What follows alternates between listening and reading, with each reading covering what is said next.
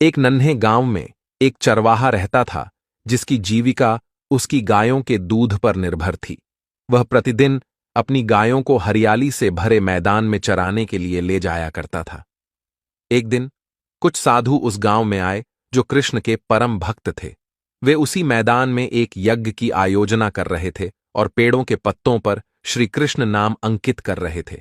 जब चरवाहा अपनी गायों को वहां ले गया तो उसकी एक गाय ने वह पत्ता खा लिया जिस पर कृष्ण लिखा था।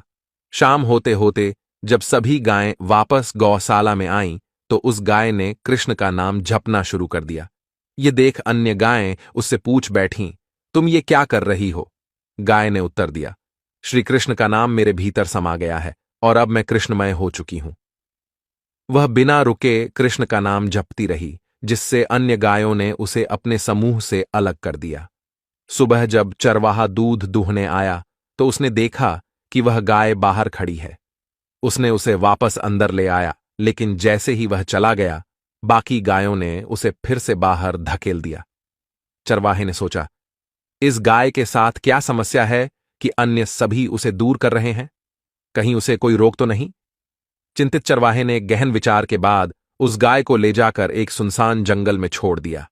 तभी वहां से एक चोर गुजरा जिसने अकेली गाय को देखा और उसे पकड़कर एक अन्य गांव में ले जाकर एक किसान को बेच दिया।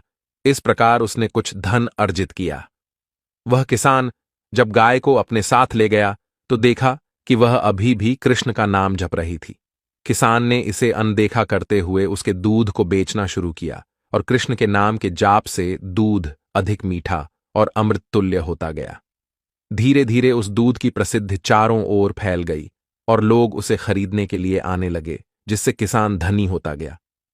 एक दिन राजा के मंत्री उस ओर से गुजरे और किसान के घर पर रुके। किसान ने उन्हें उसी गाय का दूध पिलाया जिसे पीकर मंत्री बहुत प्रसन्न हुए और कहा कि दूध बेहद स्वादिष्ट है। किसान ने बताया कि यह गाय सदैव कृष्ण का नाम जपती रहती है, जिससे मंत्री अचंभित हो गए। मंत्री राजमहल लौट आए। उस समय राज्य की महारानी कुछ दिनों से बीमार थीं और दवाइयों का कोई असर नहीं हो रहा था। राजवैद्य ने कहा कि अब महारानी की जान केवल ईश्वर के हाथ में है। मंत्री ने राजा को उस गाय के बारे में बताया, लेकिन राजा को यह विश्वास नहीं हुआ। वे स्वयं इसकी सच्चाई की जांच करने किसान के घर पहुंचे।